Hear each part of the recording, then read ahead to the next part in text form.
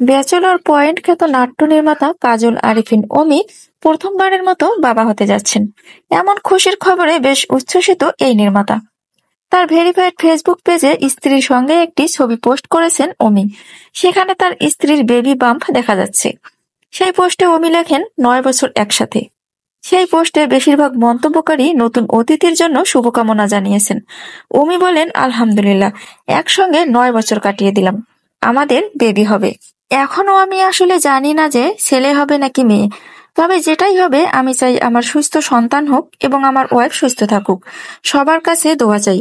প্রথম সন্তানের বাবা হতে যাওয়ার বিষয়টি অন্যরকম জানিয়ে তিনি আরো বলেন, এখনো ঠিকঠাক বুঝতে পারছি না, সন্তান হওয়ার পর বুঝতে পারবো আসলে ফিলিংসটা কেমন। এখন একটু অন্যরকম লাগছে, কারণ ওয়াইফকে তো কখনো এভাবে দেখিনি। আমার মনে হয় নতুন করে এক ধরনের মায়া তৈরি হচ্ছে। গেল ঈদে ওটিটি প্ল্যাটফর্ম বঙ্গতে মুক্তি পেয়েছিল অমি পরিচালিত ওয়েব ফিল্ম হাউসউইট।